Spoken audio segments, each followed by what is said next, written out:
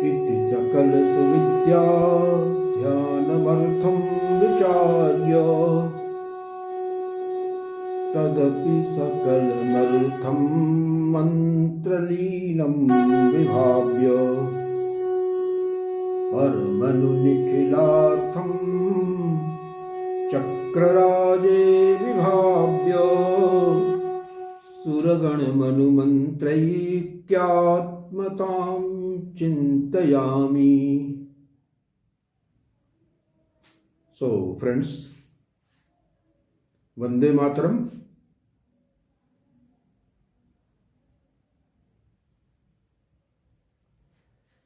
पिछले एपिसोड्स में हम लोग श्री चक्र के बहिरंग और अंतरंग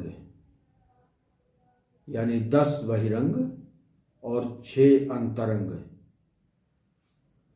आवरणों के बारे में अध्ययन कर चुके हैं और उसके अलावा 5 आमनाय के बारे में भी हम लोगों ने चर्चा किया. तो ये जो 10 और प्लस 6 कल्पित और 10 भौतिक रूप से जिनको हम देख सकते हैं, तो 10 और 6 16 और 5 कल्प जो कल्पित हैं. कल्प माने जो कल्पित हैं उनको हम भौतिक आंखों से नहीं देख सकते हैं, लेकिन साधना की उच्च अवस्था में समाधि की स्थिति में साधक को इन सभी व्यापारों का पर्याप्त रूप से स्पष्टता के साथ अनुभव होता है. तो जो साधना की उस गहराई में नहीं है उनके लिए तो यह कल्पित है, लेकिन उस गहराई में जो लोग स्थापित हो चुके हैं उनके लिए यह कल्पित नहीं है, बल्कि उनके लिए हस्तामलकवत प्रत्यक्ष है. तो हमारे यहाँ क्या है इस दक्षिणामूर्ति परंपरा में कि क्रम दीक्षा है. क्रम दीक्षा का मतलब यह है कि साधक धीरे धीरे मानसिक रूप से शारीरिक रूप से परिपक्व होता है और इस परिपक्वता की मात्रा बढ़ने के साथ साथ उसकी एलिजिबिलिटी बढ़ती जाती है और उच्चाधिकार प्राप्त करने के लिए. तो प्रारंभ में साधक को शिष्य क्रम की दीक्षा दी जाती है. शिष्य क्रम की दीक्षा का मतलब ये होता है कि उसको श्री चक्र के बाहरी 10 आवरणों के अर्चन का पूजन का विधान बताया जाता है. जब वो 10 चक्रों की पूरी संरचना को अच्छे से आत्मसात कर लेता है और उनका बढ़िया से अर्चन पूजन करके तब तक देवताओं को त्रिकोण उन चक्रों के कोणों में स्थित देवताओं को जब अपनी आराधना से प्रसन्न कर लेता है तो उसके ऊपर उसके अंदर जो है वो और भी उच्च स्तर की दीक्षा की पात्रता हो जाती है. तो प्रथम जो चरण है शिष्य क्रम की दीक्षा, जब उसमें वो पूरी तरह से निष्णात हो जाता है और उस दीक्षा के जो भी फल हैं वो सारे के सारे उस साधक के अंतर्गत घटित होने लगते हैं, तो गुरु समझ जाता है कि अब ये शिष्य जो है वो आचार्य क्रम की माने नेक्स्ट लेवल की दीक्षा के लिए एलिजिबल हो चुका है, तो उसको आचार्य क्रम की दीक्षा दी जाती है. अब शिष्य क्रम की दीक्षा का पहला क्या है कि साधक जो है वो श्री चक्र के साथ उसका तादात्म्य स्थापित होने लगता है और तब तक देवताओं की कृपा उसको प्राप्त होने लगती है. तो उन देवताओं के आराधना के फलस्वरूप उनकी जो कृपा प्राप्त होती है उसका परिणाम ये होता है कि साधक के पास हर तरह की भौतिक सुख समृद्धि मान सम्मान यश कीर्ति ये सब आने लगते हैं. उसका मनोभिलषित कार्य सिद्ध होने लगता है और उसका अपने शरीर के ऊपर अपेक्षाकृत अच्छा नियंत्रण होने लगता है और उसकी एनर्जी लेवल में फ़र्क आ जाता है. उसका ऑरा जो है डिफरेंट टाइप का हो जाता है. तो ये सब लक्षण हैं शिष्य क्रम की शिक्षा के पूर्णता की. अब शिष्य क्रम की दीक्षा का परिणाम जब घटित होने लगता है तो गुरु उस शिष्य को आचार्य क्रम की दीक्षा प्रदान करते हैं। आचार्य क्रम की दीक्षा में महावैंदव चक्र और उसके बाद वो हमारे श्री चक्र निरूपण के हिसाब से अगर हम कहें तो चतुर्दश आवरण, पंचदश आवरण और षोडश आवरण ये उसमें आते हैं और पंचम कल्प उसमें आता है। तो महावैंदव चक्र, चतुर्दश आवरण, पंचदश आवरण, षोडश दल आवरण और पंचम कल्प। तो ये जब दीक्षा मिलती है शिष्य को और इसका भी पर्याप्त वो अभ्यास कर लेता है तो उसके बाद अभी तक जो कि भगवती से प्रार्थना करता था अपनी मनोकामना की सिद्धि के लिए, अब वो भगवती का पार्षद हो जाता है और उसको ये क्षमता प्राप्त हो जाती है कि वो भगवती से प्रार्थना अनुरोध करने के स्थान पे वो अपनी स्वेच्छानुसार भगवती को परामर्श देने की योग्यता उसको प्राप्त हो जाती है। तो ये है आचार्य क्रम की दीक्षा। तो जब वो गुरु इस चीज को देख लेता है कि अब इसे अपनी कार्य सिद्धि के लिए भगवती से प्रार्थना करने की, उनकी आराधना करने की आवश्यकता नहीं है, बल्कि ये अगर उस तरह का परामर्श कर ले तो उसका मनोभिलषित सिद्ध हो जाता है, तो फिर गुरु ये समझ लेता है कि वो अब गुरु पद की दीक्षा का अधिकारी हो गया है। तो तदनुसार उसको गुरु क्रम की दीक्षा प्रदान की जाती है। तो अब क्या है, इसको थोड़ा सा और समझ लेते हैं इस बात को कि 3 तरह की उपासना हमारे आगम शास्त्रों में बताई गई है। एक बाह्य उपासना होती है। बाह्य उपासना में देवता की प्रतिमा या देवता का यंत्र या चित्र हमारे सम्मुख होता है और उस चित्र को हम अपने से बाह्य सत्ता मान करके उसको नाना प्रकार के उपचार समर्पित करते हैं और उसकी स्तुति करते हैं, प्रार्थना करते हैं, उससे अपना जो हमारे मन में भाव हैं उनको निवेदित करते हैं और इस प्रकार से यह क्रम चलता है। तो इसको बहिर्याग कहा गया है। इसमें भौतिक द्रव्यों से, भौतिक उपचारों से, भौतिक रूप से यंत्र के फॉर्म में या मूर्ति के फॉर्म में या चित्र के फॉर्म में देवता हमारे सामने होता है और उस देवता को हम इस तरह से करते हैं। तो इस चीज को थोड़ा सा समझने की बात है कि यह है क्या, ये पूजन, ये उपचार है क्या। अब जैसे हमारे यहाँ जो है एस्ट्रोनॉट्स को भेजा जाता है स्पेस में या चंद्रमा पे भेजा गया, तो क्या होता है कि साइंटिफिक स्टडीज में जो उनको डेटा मिला रहता है कि वहाँ का इस तरह का एटमॉस्फेयर है, ये वहाँ की ग्रेविटी का ये लेवल है, वहाँ पे जल की उपलब्धता है कि नहीं, वहाँ पे ऑक्सीजन कितना उपलब्ध है, वहाँ पे गैसियस प्रेशर कितना है, और प्लस जिस यान से हमारे एस्ट्रोनॉट्स जाएंगे तो उसके स्पीड के चलते एटमॉस्फेरिक प्रेशर कितना पड़ेगा उस यान के ऊपर और इनके शरीर के ऊपर, और उसका क्या इम्पैक्ट होगा इनकी पर्सनालिटी के ऊपर, फिजिक के ऊपर। तो उन सारी चीज़ों को करने के लिए और एस्ट्रोनॉट्स को उस एटमॉस्फेयर में, एटमॉस्फेयर से एक्लेमेटाइज करने के लिए क्या होता है कि एक सिमुलेशन तैयार किया जाता है। तो सिमुलेशन में क्या है कि ये मतलब कि मैन्युअली कंट्रोल्ड एक लिमिटेड दायरे में उसी तरह का एटमॉस्फेयर क्रिएट करते हैं जैसा कि चंद्रमा पे या मंगल पे या कहीं पर भी होगा जहाँ पर कि हम एस्ट्रोनॉट्स भेज रहे हैं। तो उस तरह की सिचुएशन जब हम यहाँ पे लेबोरेटरी में क्रिएट करते हैं तो उसमें उनको डाल के उनको देखते हैं कि उनके बॉडी के ऊपर उसका क्या इम्पैक्ट पड़ रहा है और इसको मिटिगेट करने के लिए क्या स्टेप्स लिए जाएंगे, उनको किस तरह का वो कपड़े दिए जाएंगे, उनको किस तरह के इंस्ट्रूमेंट्स दिए जाएंगे, ऑक्सीजन सिलेंडर दिया जाएगा, उनको लिक्विड फूड दिया जाएगा, सॉलिड फूड दिया जाएगा या टैबलेट के फॉर्म में उनको दिया जाएगा।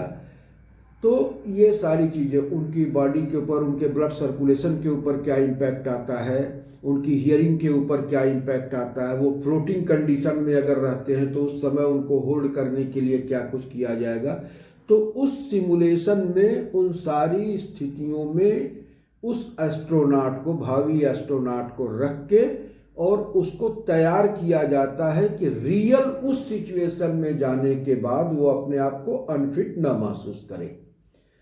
तो ठीक एग्जैक्टली यही चीज है कि समाधि की उच्चतर और उच्चतम अवस्थाओं में ऋषियों ने जिस तरह का क्लाइमेटिक कंडीशन, जिस तरह का इकोसिस्टम, जिस तरह की रेस, जिस तरह की ग्रेविटी, जिस तरह का मैग्नेटिज्म, ये सब इलेक्ट्रोमैग्नेटिक वेव्स, रेडियो वेव्स, जो कुछ भी उन्होंने महसूस किया कि उस तल पे जाने के बाद क्या क्या क्या सिचुएशंस आएंगी और किस तरह का विजुअलाइजेशन होगा उनका, उनको किस तरह का वो आकृतियां नजर आएंगी, किस तरह के मंडल नजर आएंगे, किस तरह की रेज नजर आएंगी, तो उन सारे का क्या इम्पैक्ट होगा।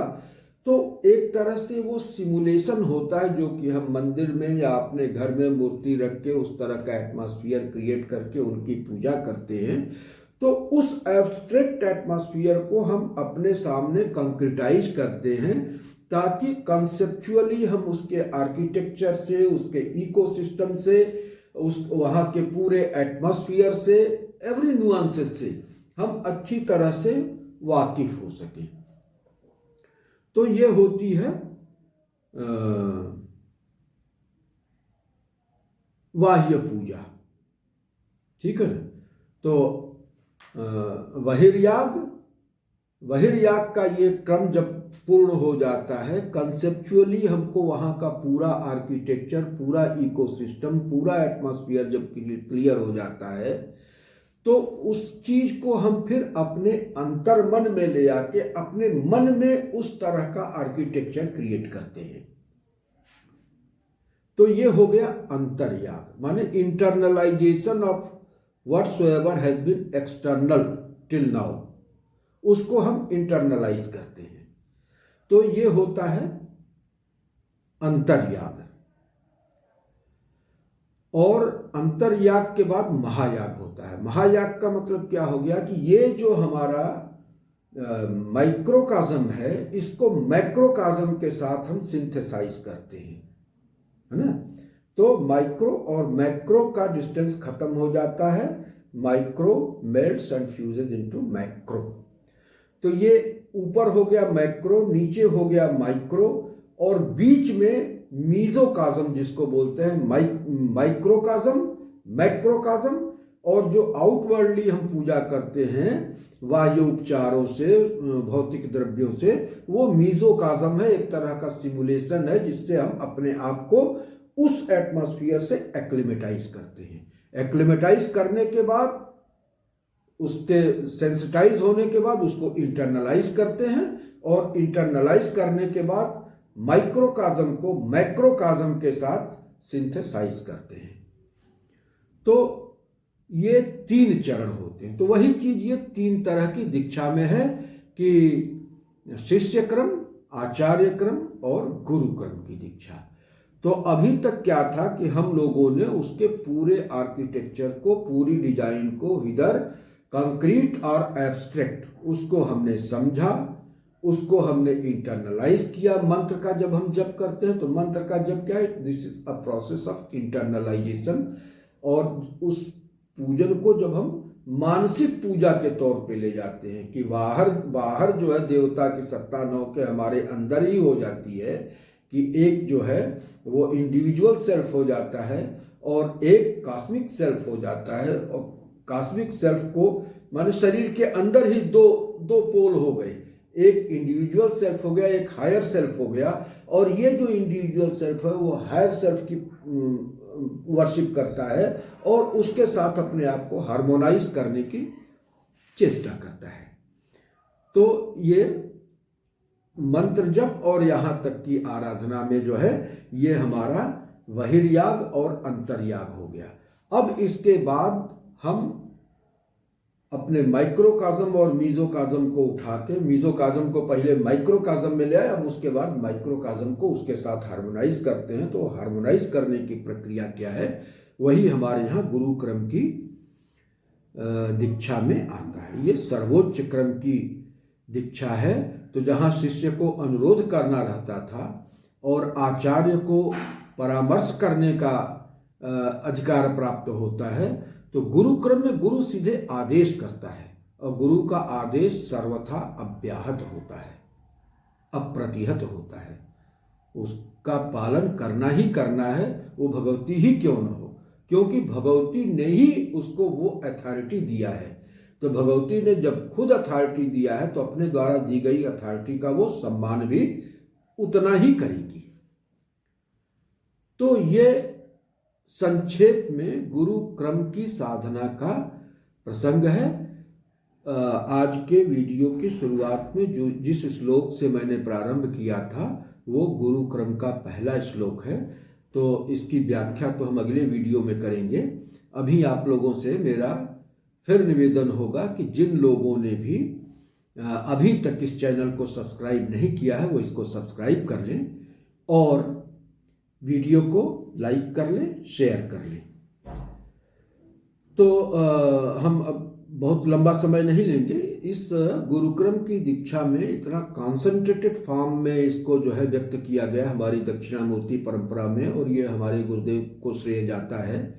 मैं तो उनका इंस्ट्रूमेंट बन के बोल रहा हूँ, मैं अपनी तरफ से कुछ नहीं बोल रहा हूँ, बोल वही रहे हैं, इंस्ट्रूमेंट ये यूज हो रहा है। तो I am just his instrumentality. तो वो 4 श्लोक हैं, उन 4 श्लोकों को मैं पढ़ के आप लोगों को सुना दूंगा और फिर इन 4 श्लोकों की व्याख्या में कम से कम 4 वीडियो बनेंगे अलग अलग, तब कहीं जाके कुछ हो पाएगा तो उस पर हम लोग आगे चर्चा करेंगे। अभी हम जो है एक बार इन 4 श्लोकों को आप लोगों को सुना देते हैं। बहुत सरल श्लोक हैं, छोटे छोटे श्लोक हैं और ये हमारे गुरुदेव ने स्वयं इस ग्रंथ की रचना किया है। ये कहीं से संकलित नहीं है कि उन्होंने कहीं से उठा के और इसका संकलन कर दिया, उन्होंने संकलन नहीं किया है, बल्कि जिस विधा को जानने समझने के लिए 20 बड़ी बड़ी बुक्स को रेफर करना पड़ता, उस सारे को समराइज करके नटसल में उन्होंने इस श्री चक्र निरूपण नाम की छोटी सी पुस्तक में तकरीबन 700 श्लोकों में, जैसे सप्तशती में 700 श्लोक हैं, गीता में 700 श्लोक हैं, लगभग उतने ही तादाद में श्लोक इसमें भी हैं। कुछ छोटे हैं, कुछ बड़े हैं और बहुत ही संक्षिप्त कर दिया उन्होंने पूरे कर्मकांड को, आराधना विधान को इतना संक्षिप्त, इतना प्रिसाइज और इतना इफेक्टिव बना दिया है कि ये अन्यत्र कहीं संभव हो, मुझे ऐसा नहीं लगता, मुझे ऐसा देखने में भी नहीं आया। तो चलते हैं श्लोक के बारे में चर्चा कर लेते हैं थोड़ा सा।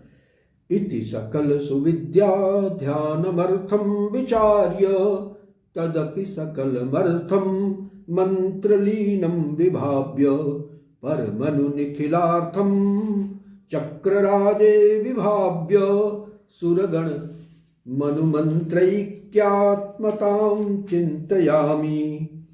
अथ हि निखिल चक्रम स्थूल देहे विभाव्य अखिल परम मंत्रम सूक्ष्म देहे विचिन्त्य सकलमपि तदर्थम कारणाख्ये विभाव्य विगत सकल रागः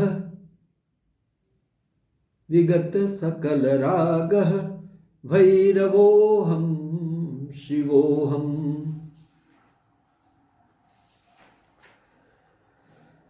तो ये भैरवत्व की प्राप्ति का है। तीसरा श्लोक क्या है? विगत विविध शंका भीति प्राकृत्य भावो विगत विविध लज्जा पौरुषीयाख्य भावः विजित निज मनस्को बुद्ध्यहंकारहीनः विजित निखिल शक्ति शक्तिरेवाहमस्मि।